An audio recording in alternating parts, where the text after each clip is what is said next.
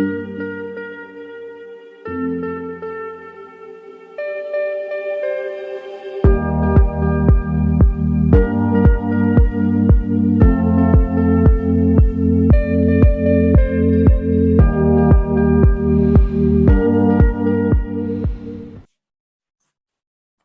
right, good evening, everyone. I trust you are doing great. Just a quick one. This meeting is going to be recorded and will be uploaded to my YouTube channel. So if you know anyone who is not here, they can always go back to my YouTube channel to check for the video. All right, just some quick announcements. Please do also mute yourself, all right, if you're not speaking, so that we avoid any form of back and forth. All right, just mute yourself. If you want to speak during the Q&A session, just use the electronic raising of hands. I'll call your name and then you can unmute yourself and speak.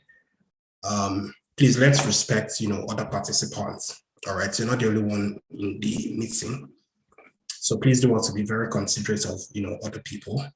Right, so you can note your questions down, and once it's time for the Q&A session, I would let you guys know. All right, so just a quick overview about the PTDF scholarship. All right, the PTDF stands for the Petroleum Technology Development Fund. All right, and it's a subset of the Nigerian government. All right, one of the objectives is to give scholarships to Nigerians. All right, both in country and overseas scholarships. Right, so for in country, that's the local scholarship. Right, that's the Nigerian universities, while for overseas scholarship, that's for universities in the United Kingdom, in France, Germany, and Malaysia.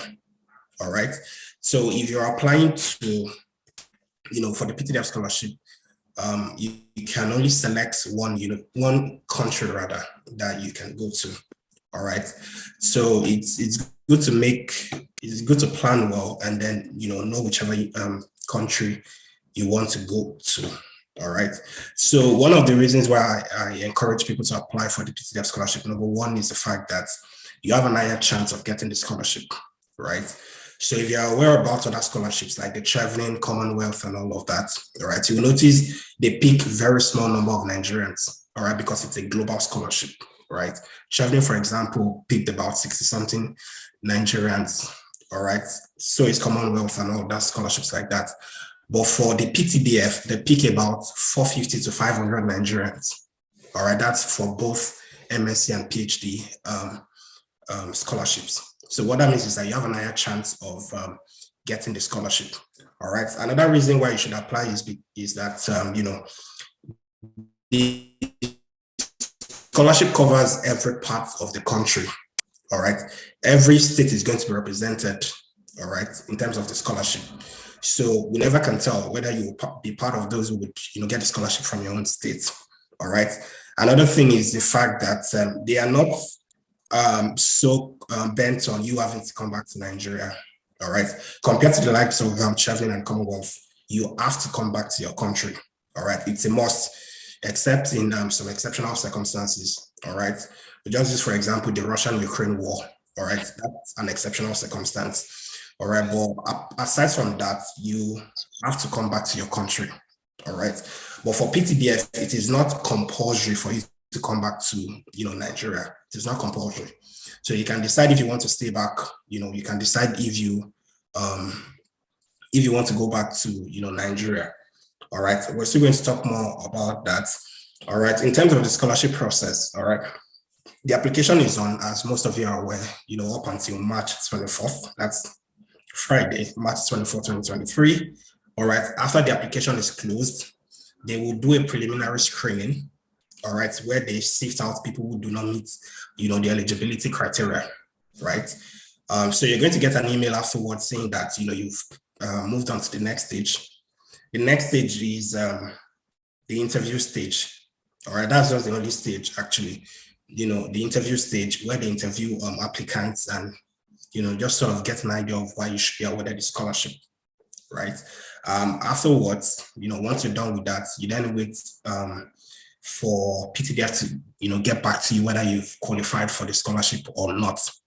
All right. In terms of timeline, we can't exactly put a time to when they would reach out to you, at every stage of the scholarship process, compared to Chevron, for example, where the exact date that you get an email whether you've qualified or not.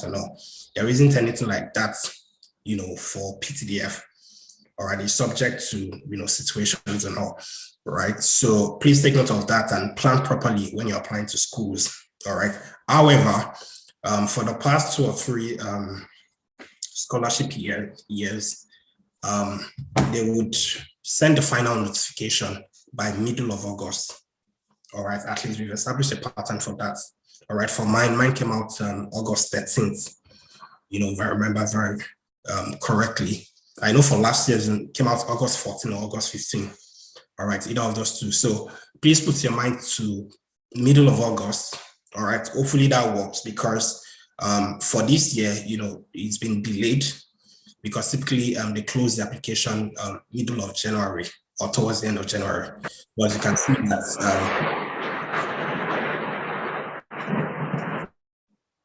as you can see that, this year has been delayed. So it's possible that they might not release the list by August. It's also possible that they will still be able to meet up with the timeline. All right. So just plan that properly. If you want to resume, school in September, all right, you have to figure that, timeline and be sure if it's something you can meet up or not.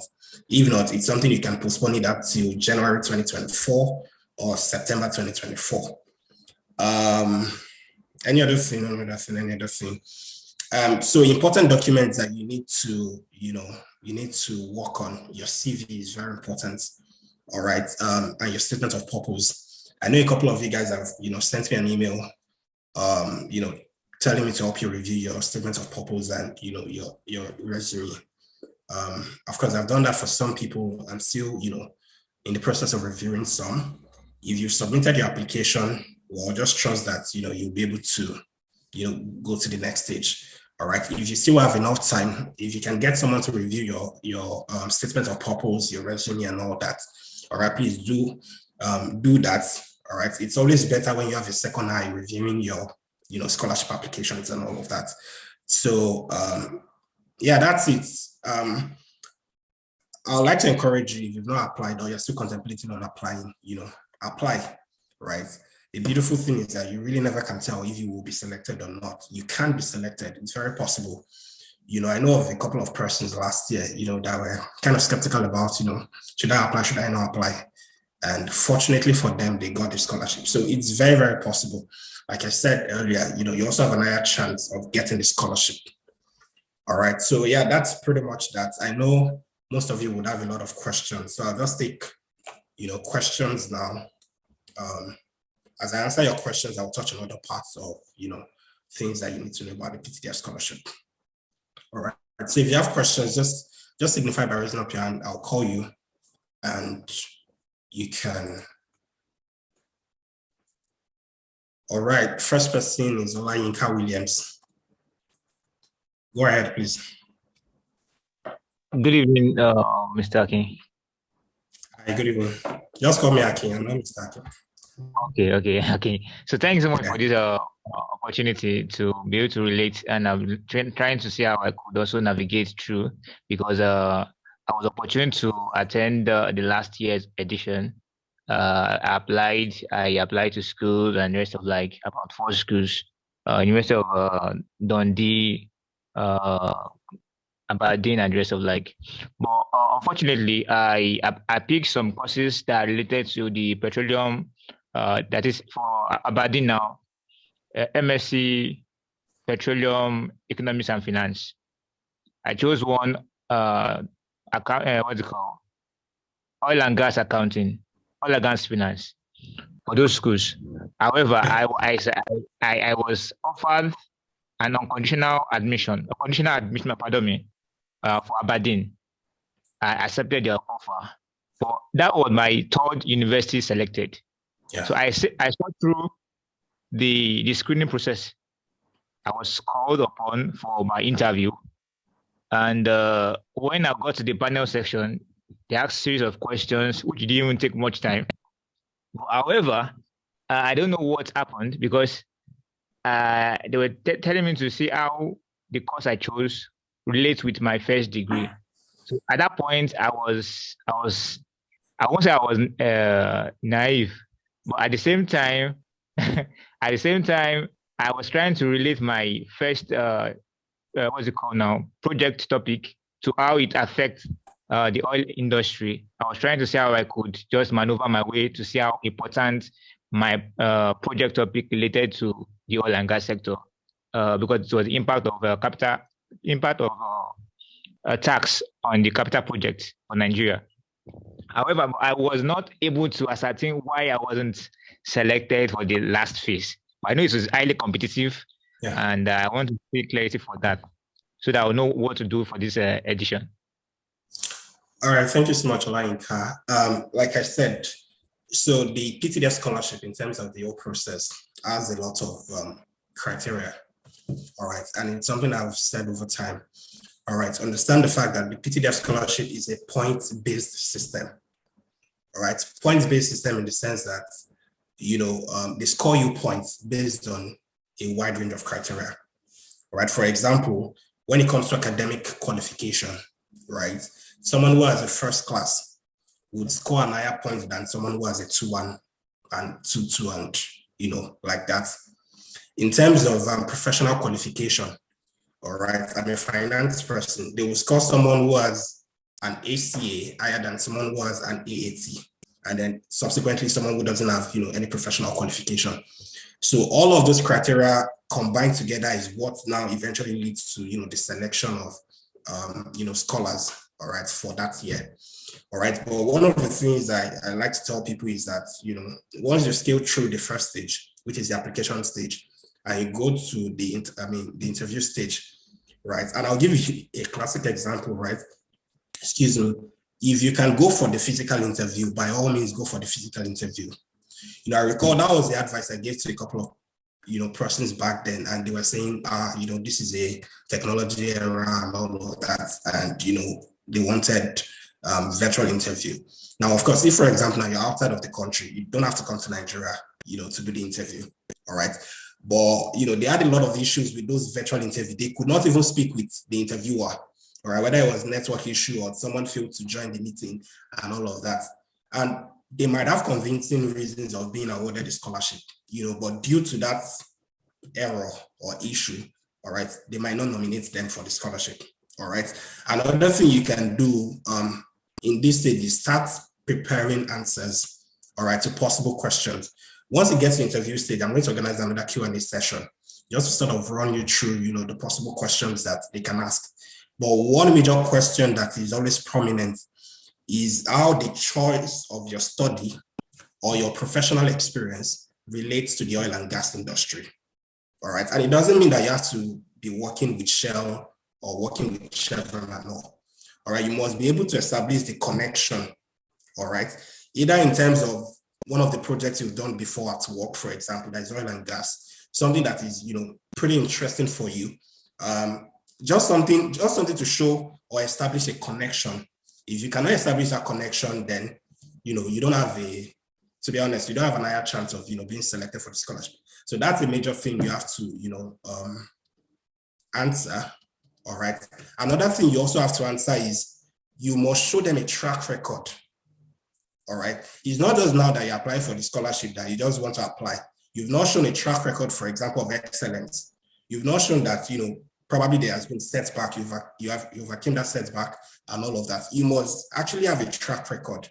Whether it's, for example, you finish with the first class, whether you work with a multinational, something to just show that, you're really doing something, alongside your career objective or in line with what you've, proposed that this is where you want to go. All right. They should also see that drive. They should also see that passion. All right. That you're passionate about the oil and gas industry. You're passionate about your career, and all of that. So those are various factors they look at, to award people scholarship. But like I said, it's not a one size fits all, right? Sometimes the best of people don't get the scholarship. That's the truth. All right. It doesn't mean that it is all first class students that will get the scholarship. No.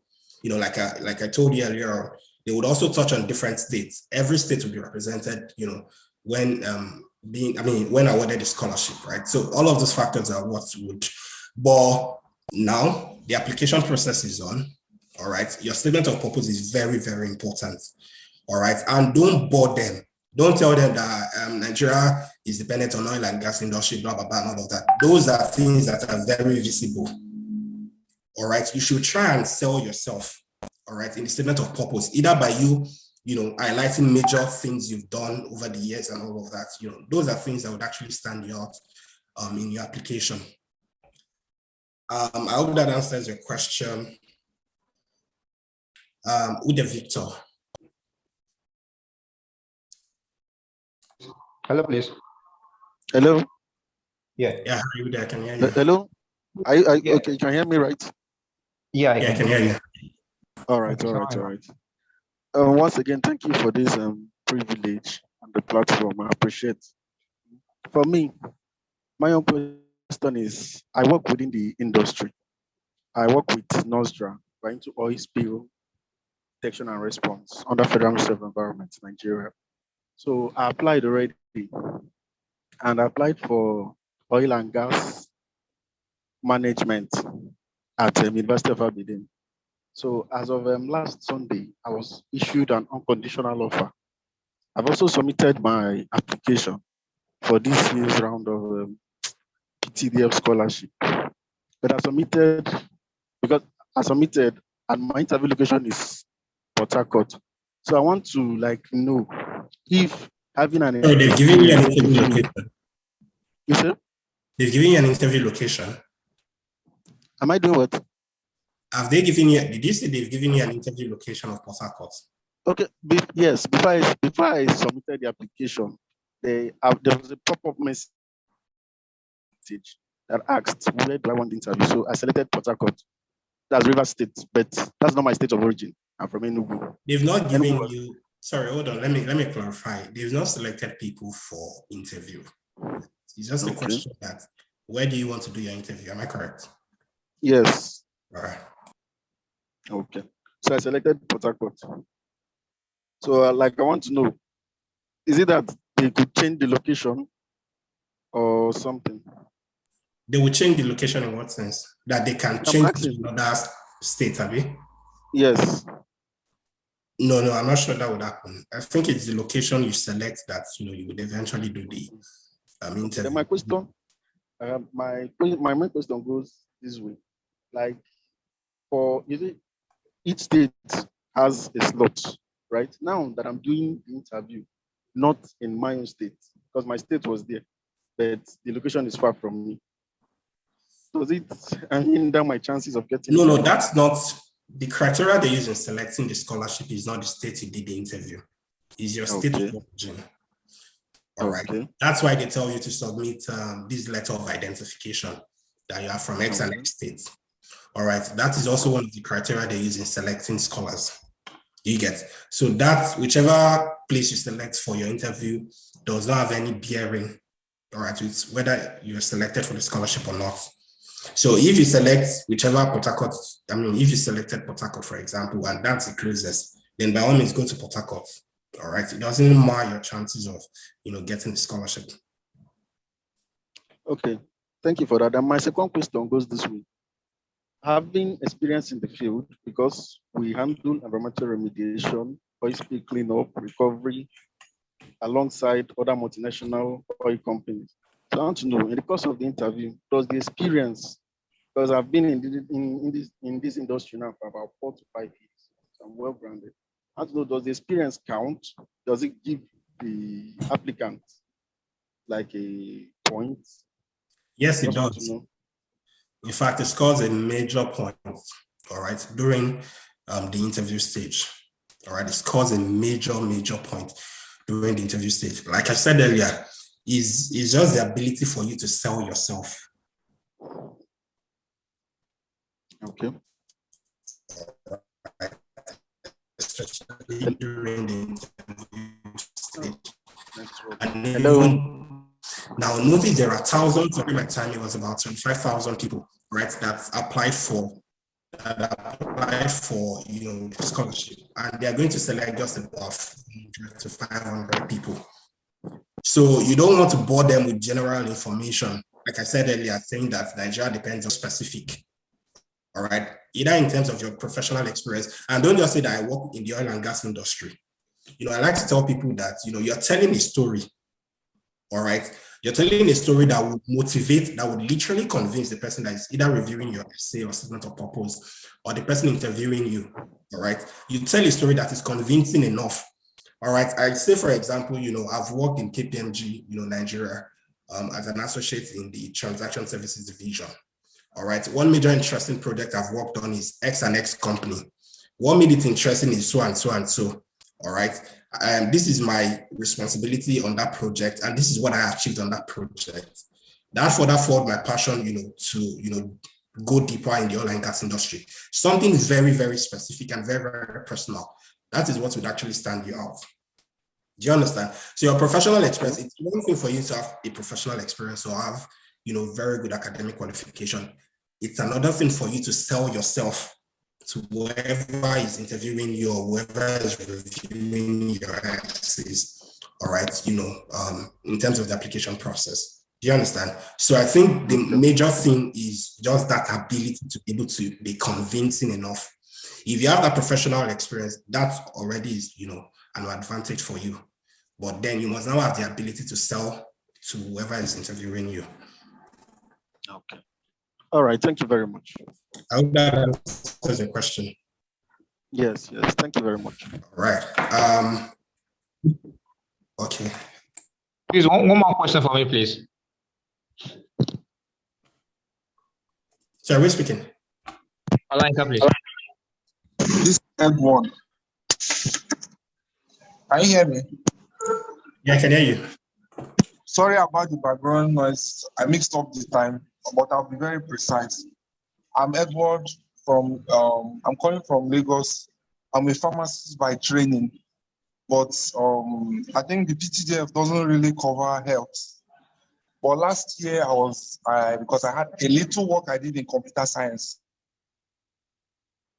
So I tried to come from that, but I wasn't able to convince the interviewer why I'm best suited, because he felt like, oh, you're a pharmacist. What are you looking for in the computer science? So I'm asking, do you have any idea, or I should maybe, because I've increased my experience in that field I applied, should I still go through that? And because everything that was on the application I saw were just engineering, and I don't think I'll follow up. But computer sciences, I believe I can, follow up at the master's level. So my experience is more on the pharmacy than computer level. So I just want to hear what is your professional opinion. Thank you.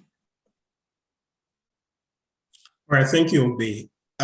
So when you are, applying for the scholarship, there are very, very limited courses that you would see during the application.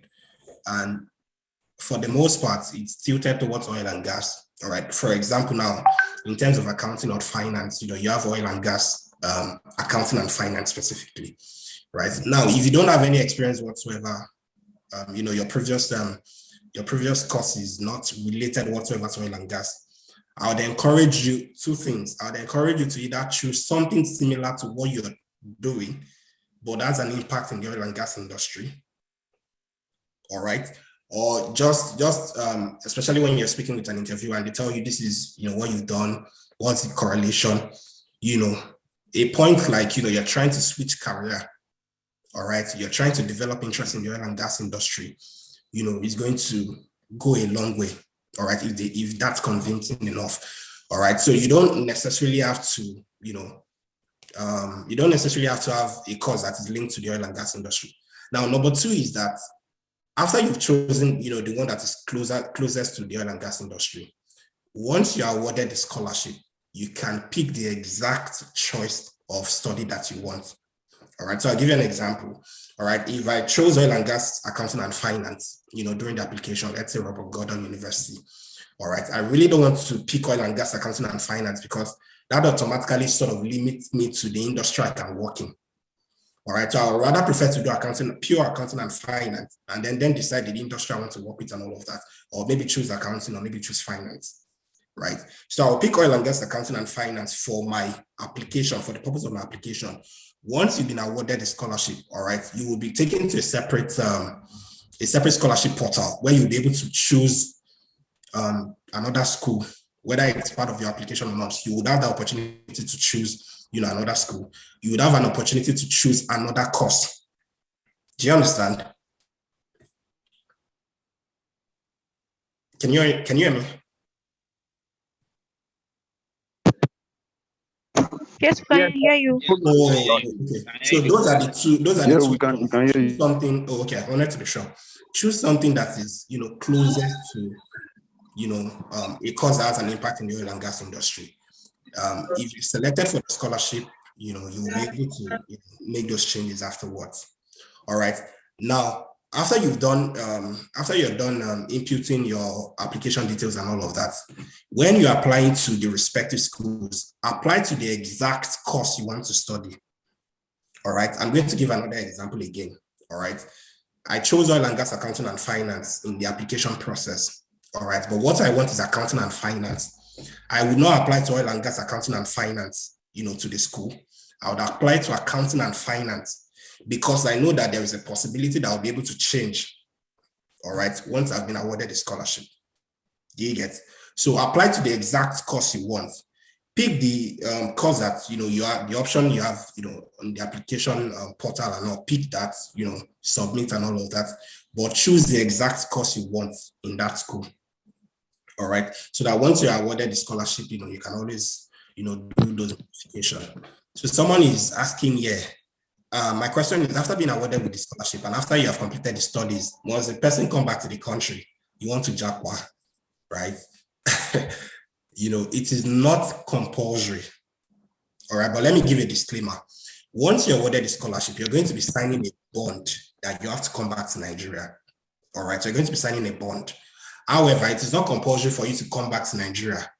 Now, the only criteria for that is that you would have to apply to PTDF to give you what is called a letter of no objection. All right. A letter of no objection is a letter from your sponsor saying that they do not object to you staying back, in your country, which is UK, France, Germany, or Malaysia. All right. So it's not compulsory. And I'll cite my example for you guys, right? I got my letter of no objection, I think first week of February. Now, there are two criteria for you to get this letter of no objection. Number one, either you have a job or you've gotten a job, all right, that is related to oil and gas industry, or you've gotten a PhD admission. All right, those are the two criteria. If you don't have those two criteria, all right, you would have to come back. And don't think that, you can just, sort of do any funny game, all right? For the most part, these guys, they have details, because when you're applying for your visa application, they would give you a letter, what is called the award letter, or the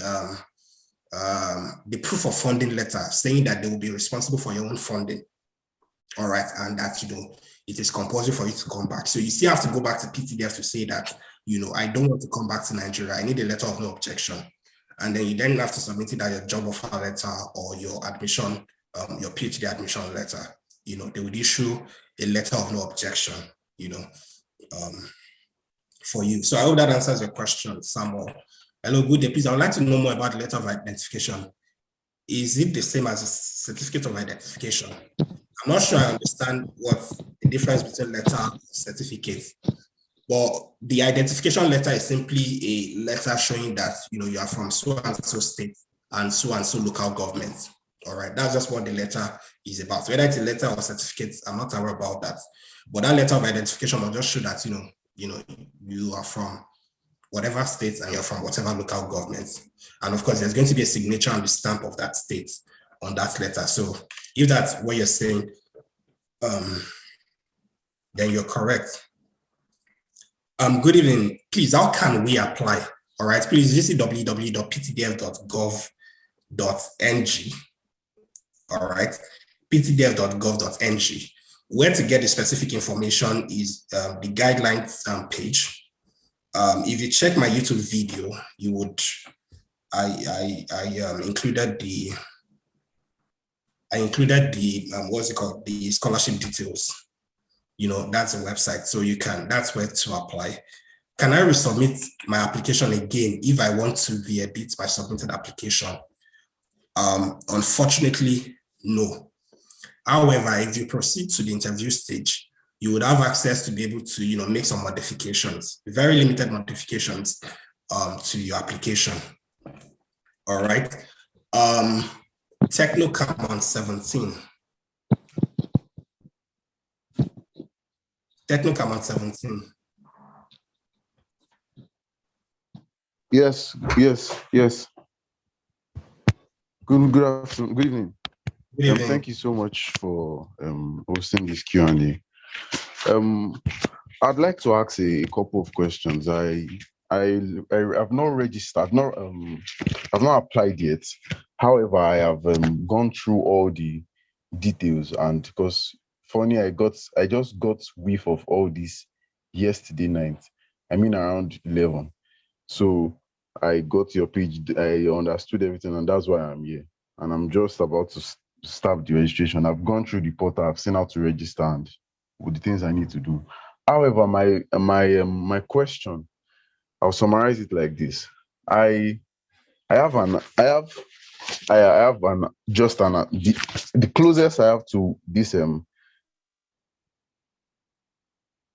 stuff is an accounting ACA in view self. So I'm not done, but I'm at the skill stage right now. I'm sure you understand what I'm saying, being an accounting person. I do not know how. Would I say I'm a little bit pessimistic about my acceptance as a result of the fact that I studied history and international relations. I have no background whatsoever with oil and gas. I literally am an art student. The only affiliations that I have is what you just talked about when you say banking and finance in relation to oil and gas, which is the only thing that I have right now, and I can say I want to bank on. So I just wanted to ask, what are the odds of me going through? And aside from that, how do I, even if I am able to, how do I sell what I have, knowing fully well I also work, and my work experience is not really related to that line. It's related to the accounting, insurance, and all those stuff. So my question is there a hope for me? And if there is, how do I go about it? Thank you very much. All right. There is hope for you, Mr. Technocam 17. All right. There is much hope for you. The beautiful thing about the PTDF scholarship is that you can't exactly say that this is the person that will be selected. And for whatever reason, even if you have a first class, you have the best professional experience and all of that, that in itself is not a guarantee. So there's really no point writing yourself off, and thankfully you said, you're in the skills level. So I'd assume that, either you have your AAT already. Am I correct? Yes. That's part of your professional qualification. You include that. If they say, do you have professional qualification? You have your AAT. All right. Whether you like it or not, it's a professional qualification. And you just mentioned that in terms of your professional experience, it's tilted towards accounting and finance and all of that. That already qualifies you because accounting and finance, has a very huge impact on, the oil and gas industry. In terms of how you want to sell yourself, that's really subjective, actually. There's no one size fits all. All right. But, like I said initially, always learn to tell a story. That's just my own approach. And when I say tell a story, I'm not saying you give a Nigerian proverb or a Yoruba proverb. I'm just saying, first of all, let them know what your background is. All right. Okay. You have a bachelor's degree in X and X. If you finish with the first class, say you finish with the first class, which is like the top 1% of your class. All right. If you've been awarded a specific subject, either you were the best in foreign policy, blah, blah, blah, and all of that. So this is what you've been the best in. In terms of your work qualification, X and X and X is what you've done. Even if you've not done anything specifically in the oil and gas industry, just show them that this is what you've done. Right. Another major thing that can be out is if you have a community, service stuff, for example, maybe you're partnering with an NGO and all of that, say that this is what you have done. Actually, stuff is not the fact that you've done something in the oil and gas industry that they're looking for, but in the fact that whichever thing you've written, all right, they can involve a lot of core values They can pinpoint that, okay, that this guy has passion. They can pinpoint that this guy is excellent. They can pinpoint that this guy is different in his business. Those are the core values that would sort of stand you out, among this. Do you understand? So there's no need to write yourself off, even if you don't have a direct experience in the oil and gas industry. Just sort of tell your story, something unique, right? This and this is what I have done. These challenges I have overcome. Do you understand? So get me to here. So thank you so much. By all means, please apply. All right, we'll do that. Thank you very much. Get the scholarship, I'm getting 10% of the stipend. Yeah. All right. Thank you so much. Yeah. TechnoSpark. Rename your name on the meeting so that I can call you properly. So TechnoSpark 5 Pro. Yes. Thank you, Akin, for the opportunity you've given. And so far, so good. I've learned a lot. And I want to ask, as someone going for a computer science related course, do you think I have an edge, like maybe software development, machine learning, or artificial intelligence? Do you think I have an edge and I'll get a point? Yes, okay. You do. Anything engineering. Okay. Anything engineering actually, has an impact in the oil and gas industry. Okay. That's that simple. Okay. Then secondly, does I have a state of origin certificate? Does that one cover for the letter of citizen, indigenship? Yes, it does. Yeah. It does. Okay. Thank you so much. All right. So I'll take a few questions from the chat. Please, I had issues validating my NIN on the portal. Any advice on that? I think most people actually did, have issues. All right. Some basic what's it called, advice. Keep trying. All right. I think it's just a Nigerian factor, really, that sort of affected. Keep trying. You definitely get it. I know someone reached out to me on Instagram having the same issue, and then the following day said, she kept on trying, and then she got it done. So keep trying. Another stuff you can do is to change your device. All right, or maybe use a system. Just sort of change device and keep trying. You would, if your NIN is correct, all right, and shows the details of your name, and there is no issue with respect to your NIN, then it should work. So I hope that answers your question. In the application portal, they stated that if your first choice university is Germany, you will have to do your interview in Abuja. Please, do you think this would have an effect on one's selection? No, I don't think so. All right, I don't think so. They would definitely have their reasons for them saying that. Specifically, it has to be in Abuja. But I know for other countries, you can choose whether Ibadan or whichever state that is closest to you. So if you're picking Germany, then it's compulsory for you to go to Abuja. How do you structure your SOP to cover for all three choices of schools? You include that.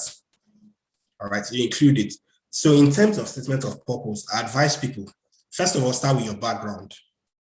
All right, so and so is what you're interested in. This is your passion. Then your next paragraph should be your academic achievement. All right, your next paragraph should then be your professional experience. All right, if you have one. Then the next paragraph should be, if you've done any community service engagement. All right, something to stand you out. And then the next one is why you should be selected for the scholarship. All right, by the time you've written those 4 paragraphs, you can then match both of them together to say that, over the course of your professional experience and, your academic journey, you've exhibited so and so values and all of that. And you feel like this is what will make you stand out in, being selected for the PTDF scholarship. All right. And afterwards, talk about the school. Now, don't just say that the 3 schools I've picked is University of Stirling, University of Birmingham, and University of Dundee. Be very specific as to why you're applying to that school. Let it show that you've done your research. Don't just say that this is where you want, this is where you want to study and this is the university you're going to. Say for example, that this is a course that interests you in this university and this is why you're applying to it. All right. If there is, for example, say a 3-month internship as part of your, university program, Just wanted to show that you've done a research, something unique about those schools. All right, also include them. And then finally, even if you're not coming back to Nigeria, just state it as a final point that, you hope to, whatever experience and whatever academic stuff you've gathered, you hope to come back to Nigeria, to give back to your country, blah, blah, blah, and all of that, even if you're not coming back. Do you understand? Just only to show that this person is really thoughtful.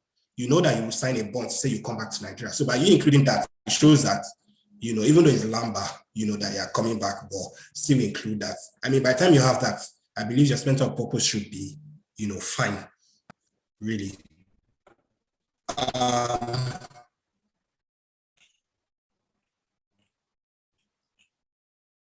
Do we have to select more than a choice of school or course? All right, I believe that, during your application stage, there are three options you would have in terms of school and course. All right, now, if you don't, let's say after you're done submitting your application, you started applying to schools, and the specific schools you picked during your application did not give you admission, you can apply to other approved schools in that country of your choice. All right, let's say, for example, I selected University of Birmingham, University of Stirling, University of Dundee, and they did not give me admission. I can apply to other schools in the UK, other approved schools.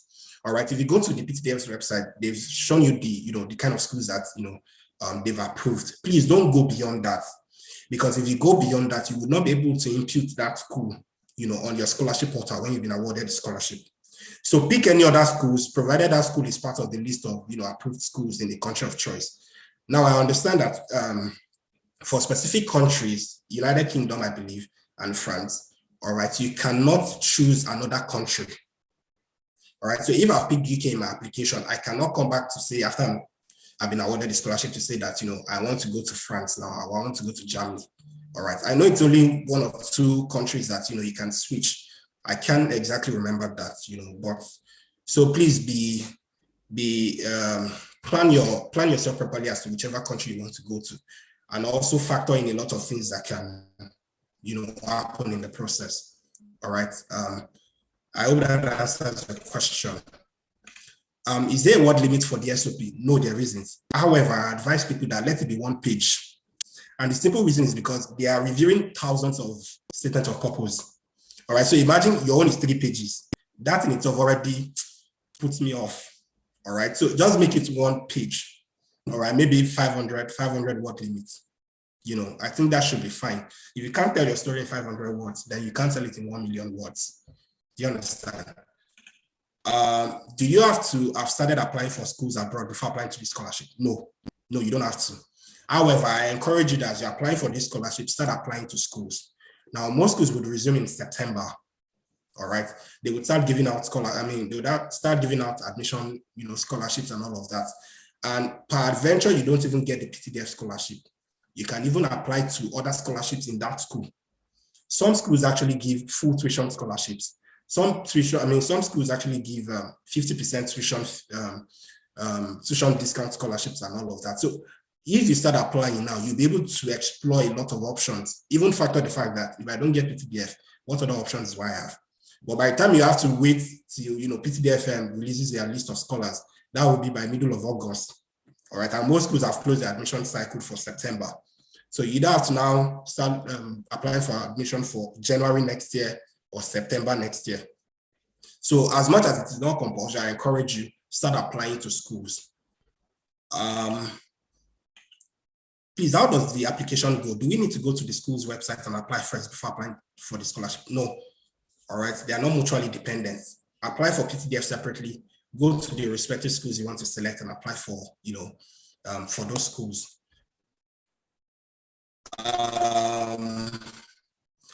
Long G Dafoe. Apologies if I'm mispronouncing your name. It's fine, thank you. Thanks for this once Long again. G Dafoe. All right. Yeah, can you hear me? Yeah, I can hear you. All right. So I have 2 quick questions. First one is in regards to meeting up with the September admission entrance deadline. So, based on your own experience, assuming I already have an admission by, let's say, the PTDF list comes out 13th of August, would I be able to meet up with a September 1st admission, sorry, September 1st resumption deadline. That's based on like the time it takes for PTDF to pay this tuition, disburse, pay for flights and everything. All right, so I'll just give you my own experience, right? I got my PTDF scholarship letter 13th of August 2020. I think that should be a Saturday. I remember that day vividly. And my school, I chose a lot of schools, University of Glasgow, they've given me admissions and all of that. Now, it's dependent on the school. Now, some schools will tell you that this is the latest time you must, enter the UK. All right, they give a deadline to, the day you must enter the UK. If you don't meet up with that deadline, then you have to defer your admission. All right, some other schools, I know like a couple of my colleagues that, it was September intake, they resumed online and then got into the UK November, first week in December. All right, and then as we entered the UK, they just went straight to, to write their exams. All right, now it's schools dependent, I can't say exactly. All right, but what I would say is that if, for example, you've been awarded a scholarship, all right, if you have the money, process your application, visa application straight up and all of that. Now, most schools will not ask you to pay any tuition fee. In fact, all schools, because that is why they are approved schools. They have partnership with those schools. They would not ask you to pay any amount, in terms of tuition fee. So the only thing you're sorting out is your visa application, your flight ticket. You might not even have to, pay for your flight ticket because once you have your visa application, you then need to send it to the protocol department. They would issue your ticket, your flight ticket straight up.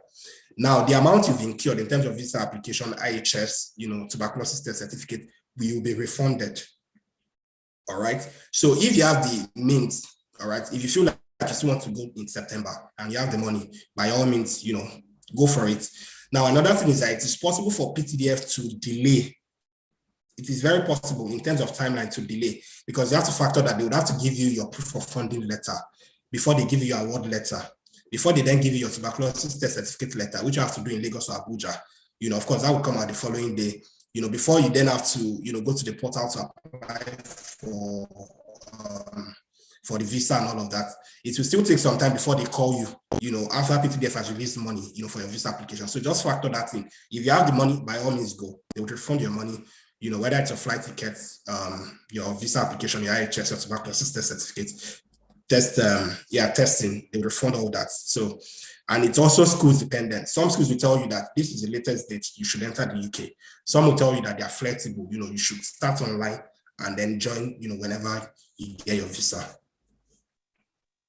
All right, thank you for that. So my last question is in regards to the bond that you mentioned about having to return back to the country. Is there a set number of years that you're required to be in Nigeria after coming back, or can I just step foot in Nigeria then go back again? It doesn't work that way. All right, so I would assume, I know, for example, Chevening and Commonwealth tells you that, you have to stay back for 2 years.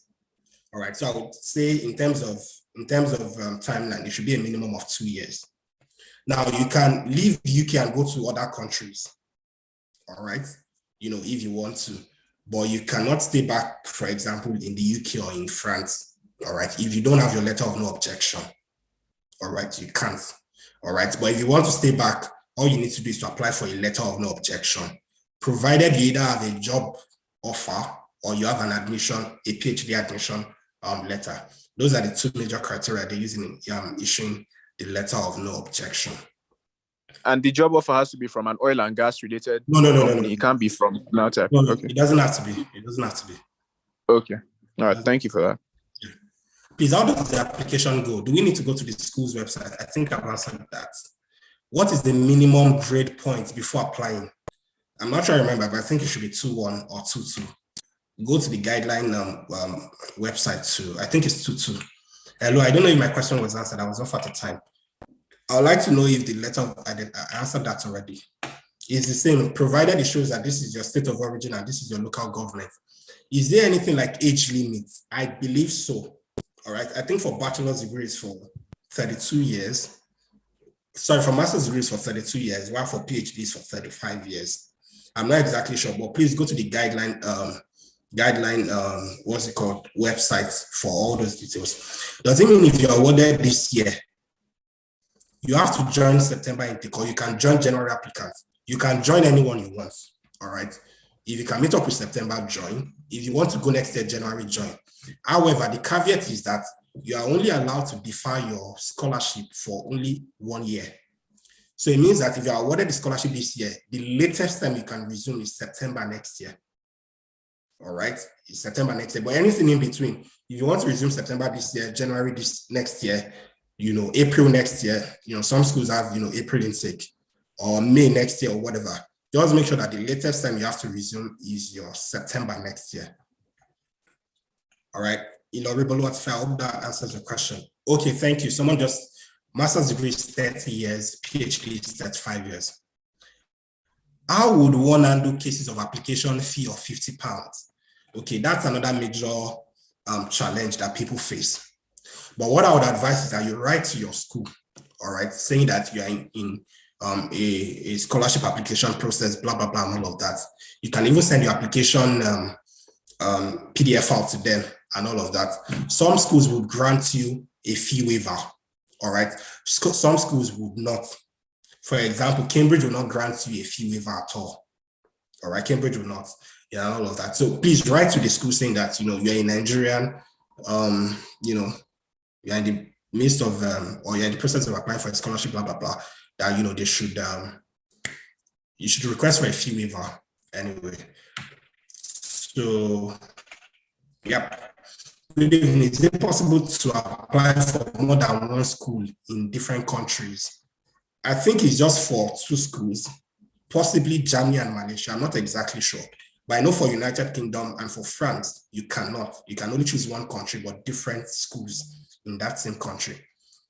I think the application portal, is there any place to upload the hard copy of your NIN after verifying it? I don't think so. All right, Victor Adepoju. Good evening, brother. Thank you for this opportunity. Yeah. Yes. So I just want to confirm something. You've answered most of the questions I have here, but I want to confirm something. What are the pros and cons of, given the fact that CTDF usually answer very late, mid of August, and for example, we need to resume September.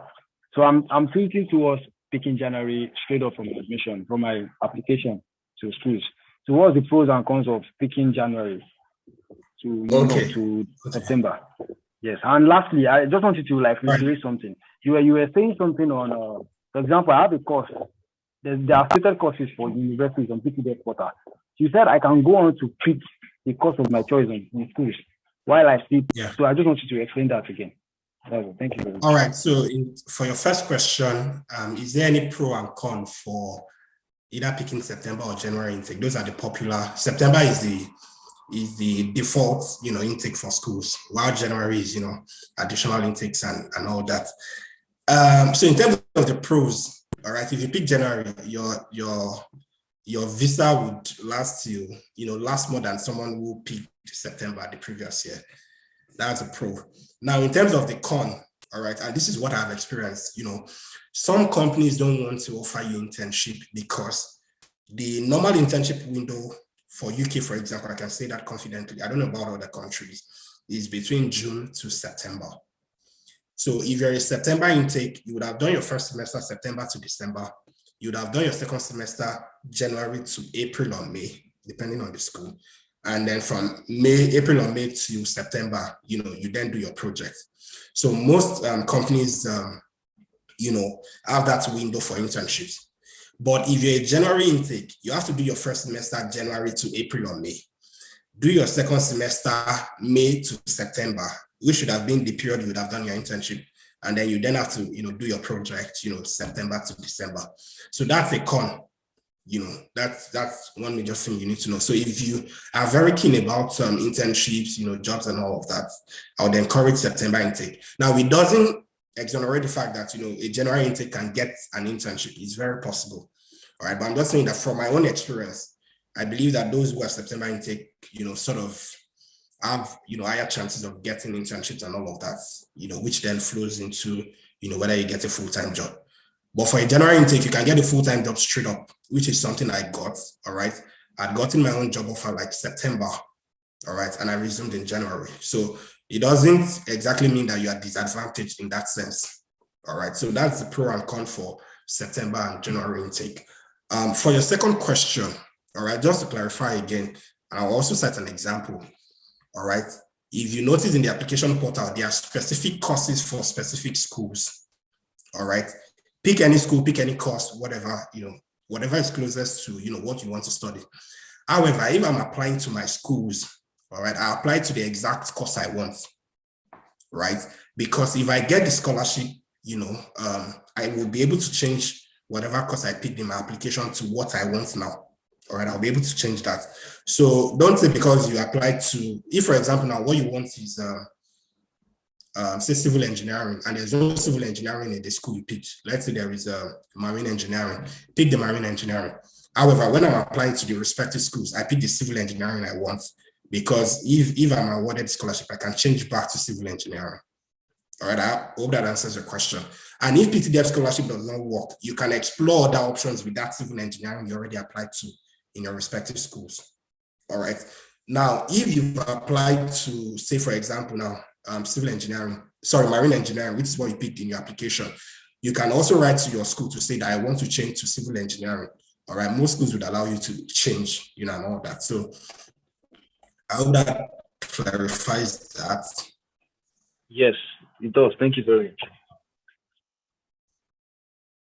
All right. Ogbe Edward, are you still raising up your hand?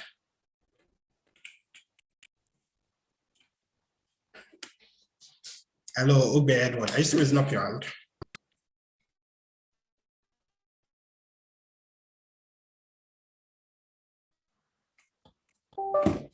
Will it be just one interview to be awarded or several interviews? All right, it's just one interview.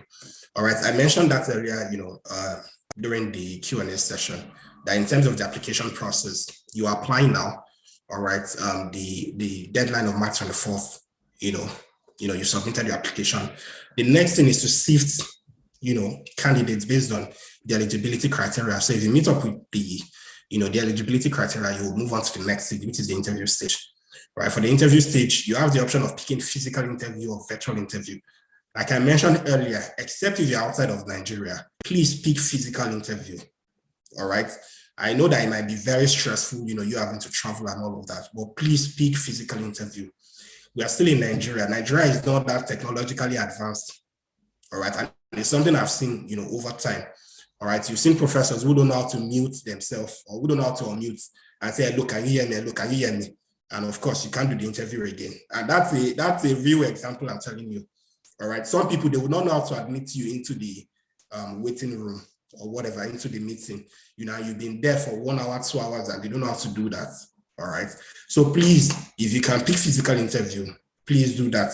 I guess that's the sacrifice you have to pay for, being awarded the scholarship. All right. But if you're outside of Nigeria, you don't have to come back to Nigeria to do the scholarship. To do the interview. All right. You can do a virtual interview for that. Hopefully that works well. So yeah, aside from that, the final stage is, for you to wait whether you've been selected for the scholarship or not. So that's just the process. All right, please, can you explain the SOP format again? All right. So I said, first of all, start with your background. All right.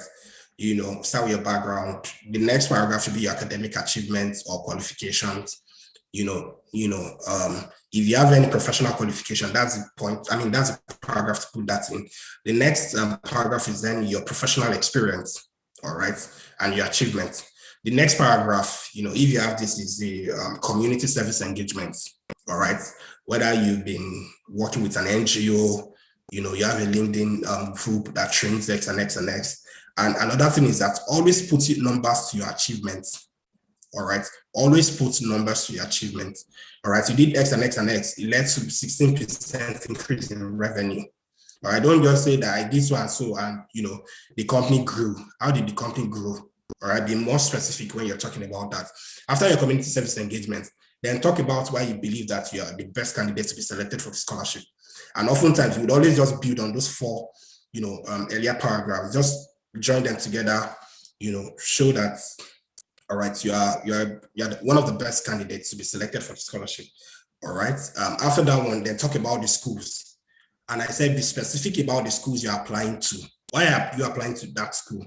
Is it because there is a specific course you've always been wanting to do that it is only that school offers?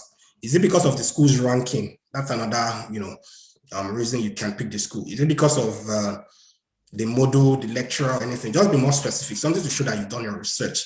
And finally, just talk about the fact that, whatever, all of these things, you intend to come back to Nigeria. Even if you're not coming back to Nigeria, you intend to come back to Nigeria, to give back to the society or whatever. That's my own format anyway. Can work experience with a well-known multinational company not related to oil and gas buttress your selection chances?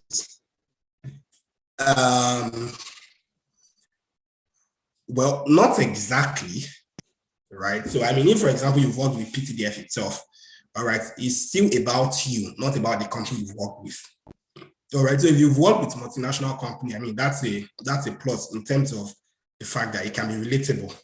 All right, you don't say you've worked with a multinational co. All right, nobody really knows that company. But if you say, for example, you've worked with Total or Mobil, that's a well-known name. However, the emphasis is on what you have done in that company, not just the company itself. Do you understand? So I hope that answers the question. Also, will you be holding another session like this once interview invite have been selected? Yes, I will. All right, yes, I will. Another thing I'll do is to have a one-on-one Q&A session. All right. I know this is general. Some people might not want to talk, in this type of, setting. So if you want a one-on-one session, just send me an email, to akin.motoshow@gmail.com, and we can take it up from there. So during the interview stage, I'm going to run a Q&A session, for you guys. Thank you very much, Akin. I want to know if the PTDF will give you a particular school for its scholarship award out of 3 for UK. No. It's you that will select. If you want to select any of those 3 schools you picked, fine, go ahead. If you don't want to select any of those 3, but you want to select another approved schools in the UK, in this example now, you will be able to select another school, all right, in the UK, another approved school in the UK. So it's not compulsory, it has to be out of those 3. And PTDF doesn't select any particular school for you, all right, you do that yourself. All right, aki.motoshow@gmail.com. Thank you so much. All right, do we have any other question? Any other question?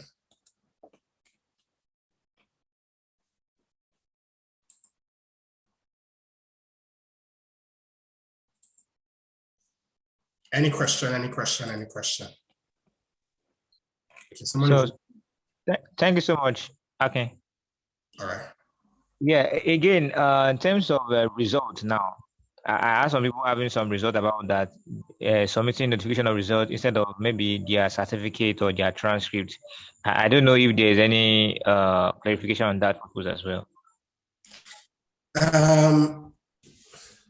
So I mean, if what you have is this temporary stuff before you then get your degree and all of that, upload it. All right, upload it. But what I know is that for when you go for the interview, they ask for a physical copy of your certificate.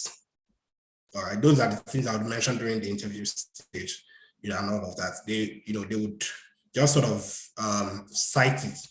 So if you say, for example, you have an ICANN, you have ACA, they want to see your ICANN certificate, and don't say rat at it.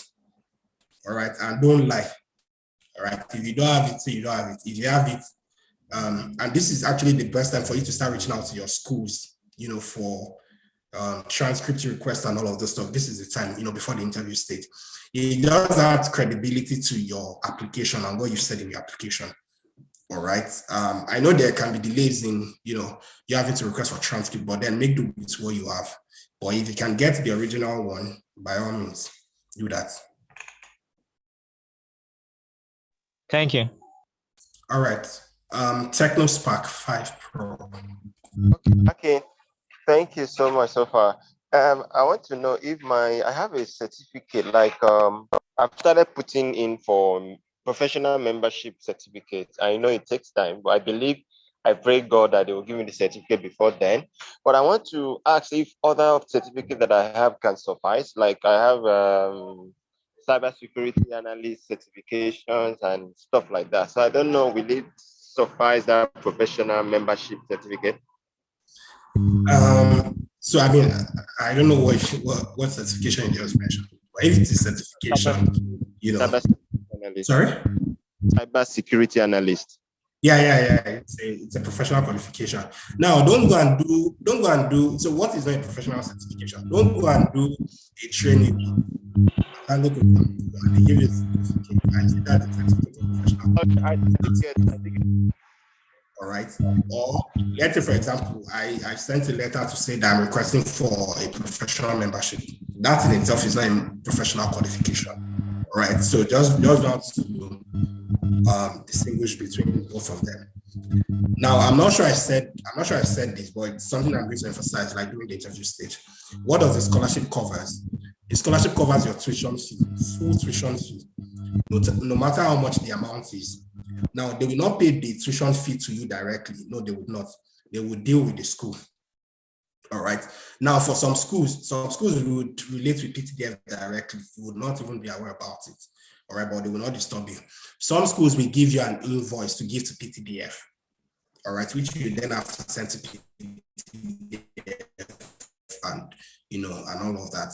All right, it covers your full tuition fee, whether your tuition fee is 10,000, 20,000, 30,000, 40,000 pounds, in the UK, for example. So what I would encourage you is pick the best of schools, apply to the best of schools because they are funding you. All right, and if someone is funding you, you can apply to as many top schools as you can. All right, apply to as many top schools as you can. Secondly, your tuition fee, it covers your visa application. All right, the $498, the IHS fee, depending on the length of your course of study. All right, can be as high as £700 and all of that. All right, it covers your tuberculosis test certificate, which is about 60,000 thereabouts. All right, it covers your flight ticket, your return flight ticket. All right, and of course, with that return flight ticket, you can use it to apply for PTA. That's another benefit for you. You would get a return flight ticket. All right. I know that during our own period, they use it that KLM, Air France, or Turkish Airline. So Air France or KLM for master's degree students, and then Turkish Airline for PhD. But I understand that, last year's scholars, they booked, a lot of different airlines. So you might be very lucky. You might get, for example, if you're in the UK, you might get British Airways just straight up to London, and all of that. So your flight ticket will be covered. They would also give you stipends. All right. Stipends is about, now these figures can change, understand that. All right. So this is just from previous experience. All right. Stipends of £13,800. All right. And you can also work if you want to. But for UK, for example, they will tell you that you can only work 20 hours during term time. Don't work beyond that 20 hours, or don't think that you want to outsmart the government. No, you can't. All right. Stick to the number of hours you're supposed to work. All right. And all of that. And PTDF will not penalize you for working, despite the fact that they've paid you. All right. It's going to cover your stipends as well. So I think, that's pretty much it. It covers everything really, from your tuition fee, your visa application, your flight ticket, and then your living expenses. All right, it covers that. Now, PTDF doesn't, as it were, segregate between whether you're living in London or whether you're living outside of London. For UK specifically, excuse me, and I know that is applicable to the other countries. All right, you get the same payment whether you live in London or outside of London.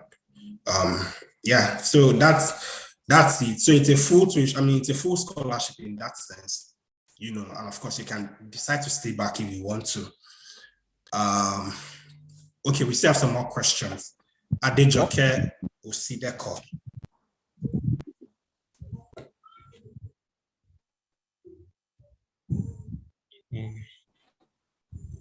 Adejoke Osideko, are you there?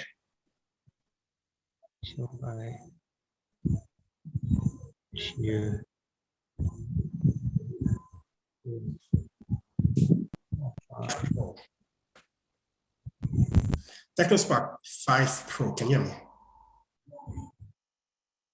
I can hear you. All right, please go ahead with your question. Okay, no, you answered my question. Okay. And the mail I saw, is that your mail? The what?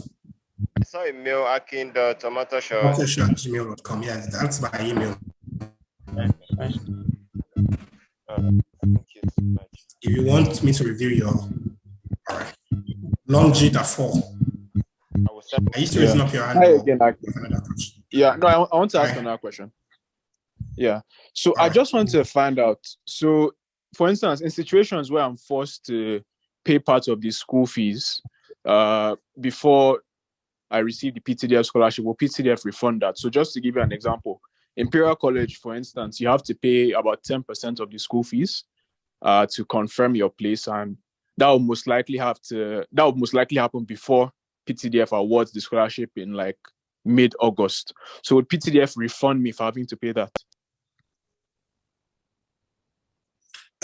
So first of all, before you go to the issue of having to pay, all right, you can send them your scholarship application. Now, I know some people will tell you have to get to the interview stage for that to make sense to them, all right?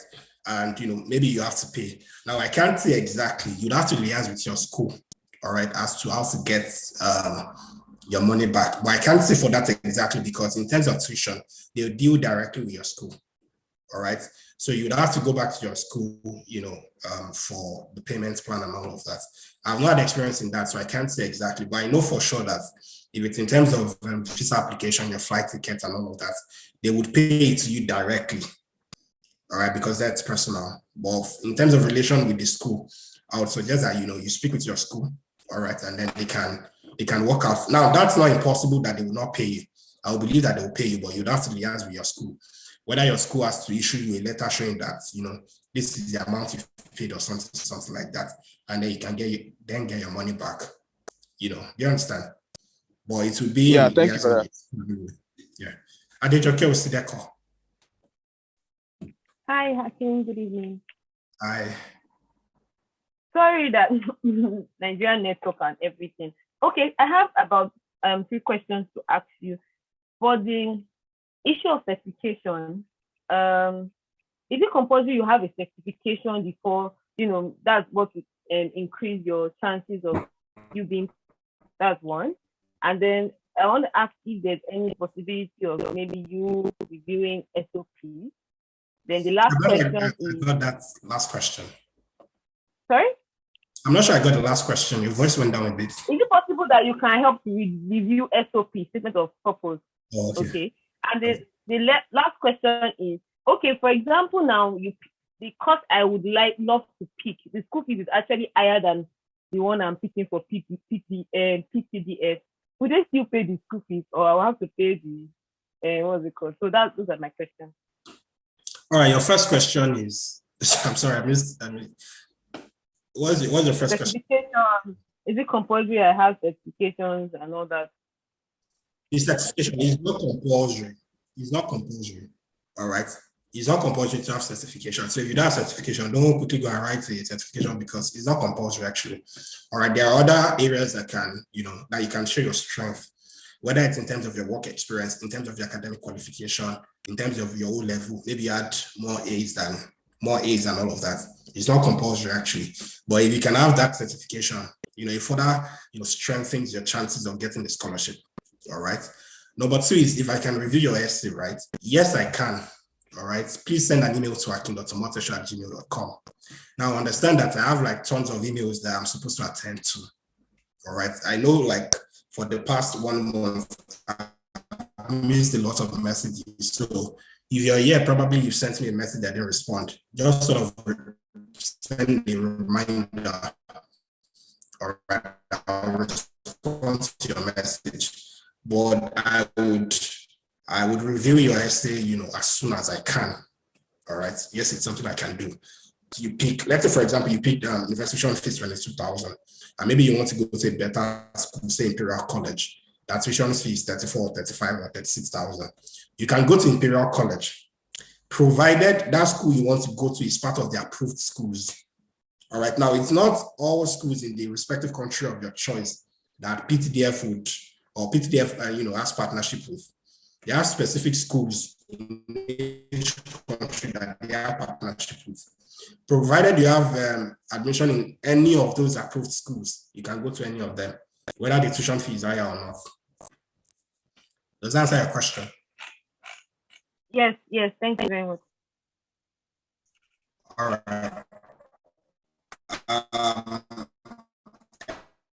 Any other question before we? All right. In the situation by which you were offered conditional is yet to offer an admission, what can one do? Pick the one that's offered you an admission. Now they don't really rank it that, oh, this is your third choice. Because of that, they will not give you admission or they will not give you the scholarship. All right, provided it's part of the approved schools, you can pick an institution you like. Sorry, it looks somehow, but can you save or do business? Say buy something and send to Nigeria. I'm not sure I understand that question. If you can rephrase the question, that would be nice. My email again, akin.omoteshaw@gmail.com. akin.omoteshaw@gmail.com. akin.omoteshaw@gmail.com. I don't know if you want to speak. I'm not sure I understand. Sorry, but can you save or do business? Say buy something and send to Nigeria. I mean, after you're in the UK.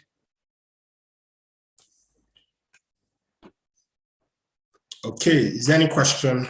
Any more question? Any more question?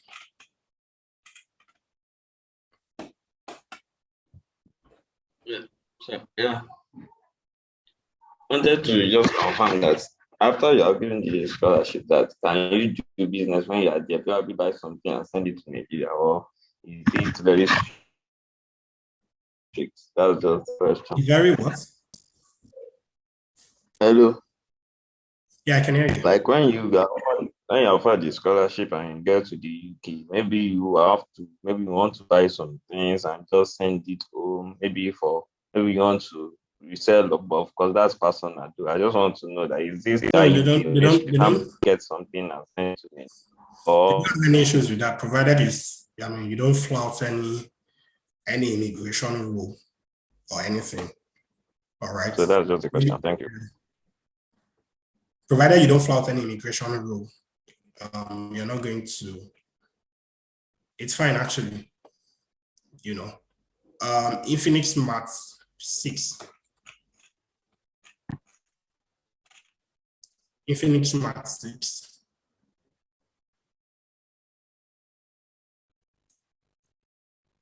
Infinix Max 6, can you hear me? All right, I'll take a question from Elvis. Thanks, I graduated with a political science degree and applied to three schools. University of Strathclyde in global environmental law and governance, University of Dundee in oil and gas policy and law, and I've done applications separately to this school. But unfortunately, Strathclyde refused my application because I'm not suitable. And Dundee gave me an admission offer for MSc Sustainability instead of the main course. Should I accept it because it is somehow related? I can't tell you a definite answer. So it depends on what you want. Like I said, you can apply to other approved schools in the UK for the specific course that you want. All right. If any of them now does not give you, the admission, if you want to go back to, the MSc Sustainability, say you say it's related, then you can. But what I would advise is that why not consider, other options? There are about 25 schools in the UK that are approved. So why not? I know some schools might not offer the kind of course you want, but I would encourage you to explore your options and then use this MSc Sustainability as the last resort. Can you give an idea of how much exactly PTDF pays as stipends? When you get the scholarship, you will know. All right, but they pay 13,800 for master's degree. They pay 16,800 for PhD. All right, in addition to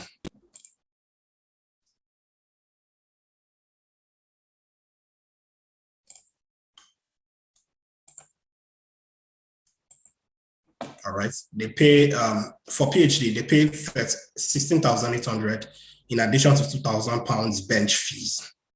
All right, for what's it called, for PhD students. Please, I just joined the meeting. Can you please list the schools on the scholarship and possibly please go to the guidelines websites. You see all those details. All right, is there any other question?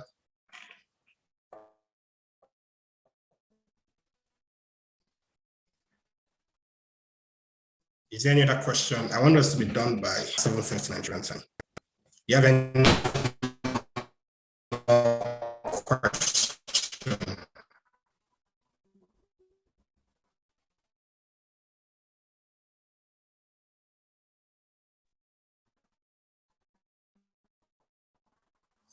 Hi, Akin. Thanks for this very insightful session. I'm aware you attended Universal Structure. Please, how do we apply to the school? There seems to be no link on the website. I'm not sure that is true. Sometimes it's difficult to navigate out. You should be able to see the code. So you can reach out to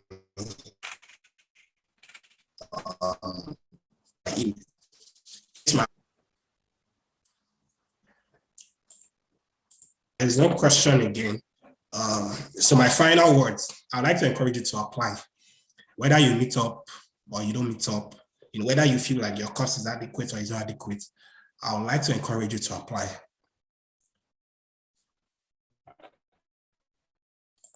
I'd like to encourage you to apply. The truth is you really never can tell.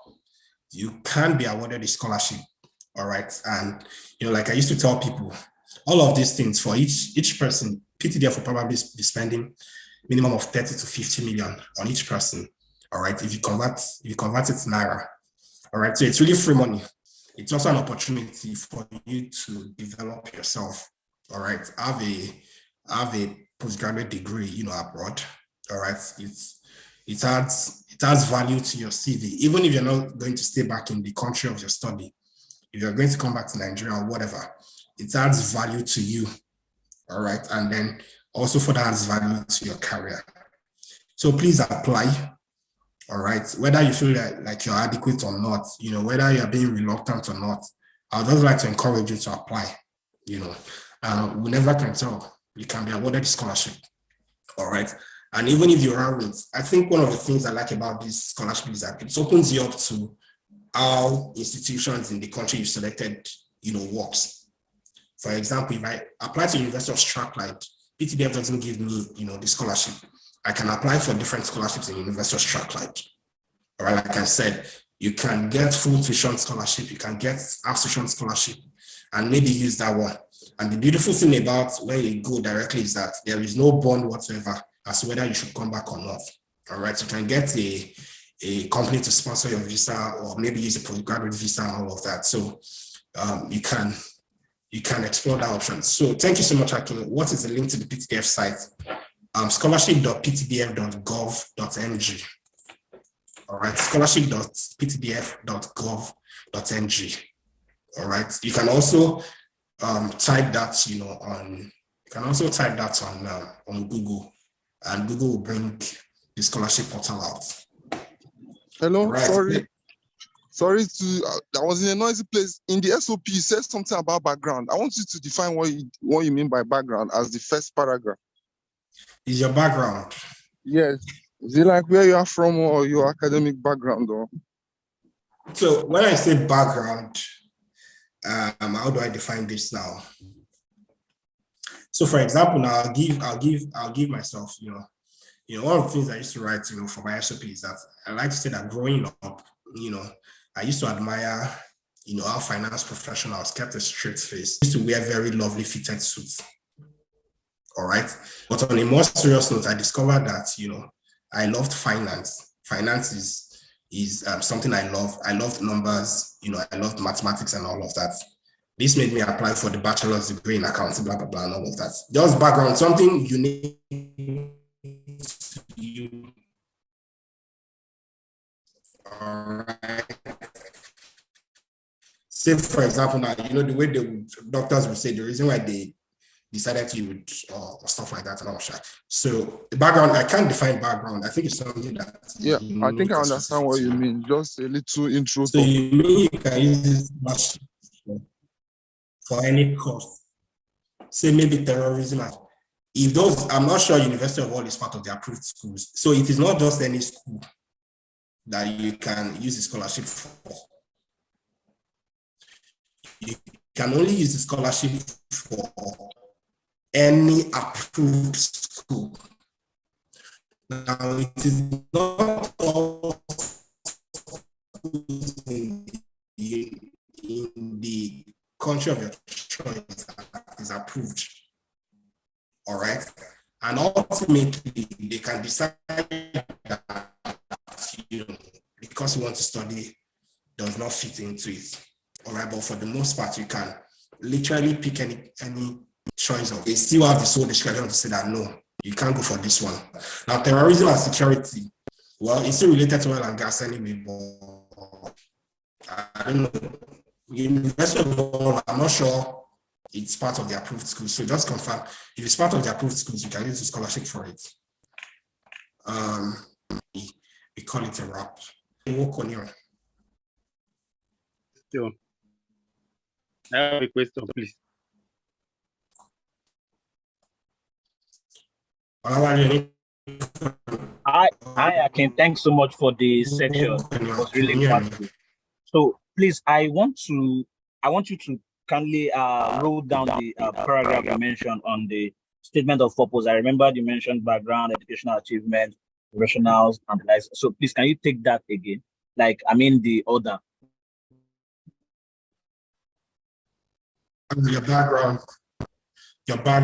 So it's not a one size fits all. That's just what I feel works for me. So if you have any other template that you want to share, right? But for me, I start with my background or just something that shows what my background is. All right. Then my academic qualifications, my professional qualification is the next paragraph. My community service engagement is the next. All right. But if you've not done anything related to community or whatever, you can skip that and then move to why you believe you should be selected for the scholarship. And what I said is that oftentimes than not, the first 3 paragraphs or the first 4 paragraphs, whatever the case is, would give you an insight as to why you feel you should be selected. Is it that you displayed excellence, over the course of your academic career and professional, career and all of that, or you feel like you have the values, that is in line with UTDF core values as well, something like that. And then the next one, you then talk about the schools you're selecting in your country. All right. And what I said is that be specific. Don't just say I'm picking University of Oxford first choice, University of Cambridge second choice, and all that, and then you go. No, be more specific. What course are you studying for each, university, or what course would you want to study for each university? And be specific in terms of what is the unique selling point why you're picking that school. Is it that the school is ranked number 1 in that course in the country, or is it that they have like a very strong alumni, or is it that there's a model that is of interest to you that you would really want to study, or is it that there's an internship program as part of something to show that you've done your research? And then I said finally, you then talk about the fact that you would come back to Nigeria, even if you're not coming back, you will come back to Nigeria to use the knowledge you've acquired by virtue of being awarded the PTDF scholarship to improve the oil and gas sector, blah, blah, blah, and all of that. So I hope that answers your question. Someone says, I didn't see University of Salford as one of the approved schools for PTDF. All right, so you see what I'm saying? Please check that it is part of the approved schools, all right, before you continue. Okay. If there is no other question, I would like to say a big thank you to every one of you for, joining this Q&A session. I hope you've learned 1 or 2 things, and I hope I've encouraged you to, regardless of your background, your academic qualifications, or professional experience, still apply.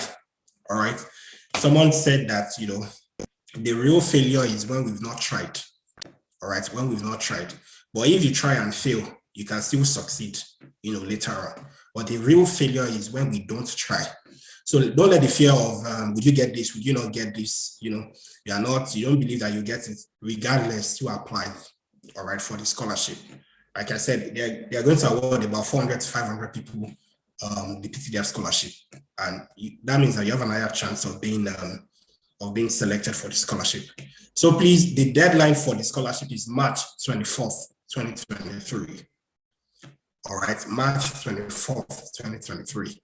And I'm not sure they're going to extend that deadline. So you have between now and March 24th to submit your application. All right.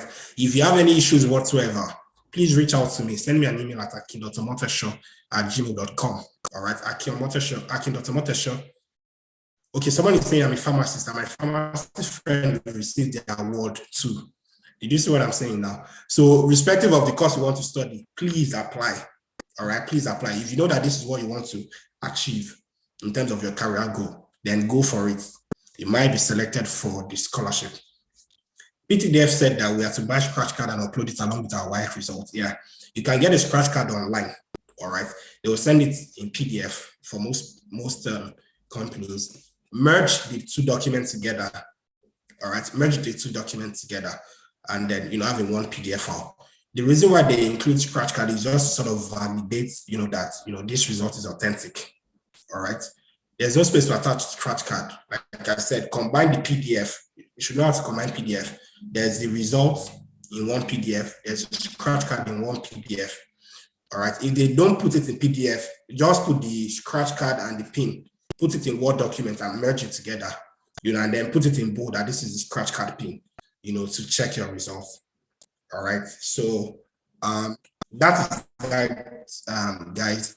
Thank you so much. I know I sent in the notification yesterday, so it's amazing to see that you guys have turned up. I wish you guys well. I hope you're selected for the scholarship. All right, and also you can always reach out to me every now and then if there is any issue whatsoever, or you've been selected for the interview and all of that. Just reach out to me, just so that I can check up on you and ensure that everything is fine. So thank you so much, guys. Enjoy the rest of your evening.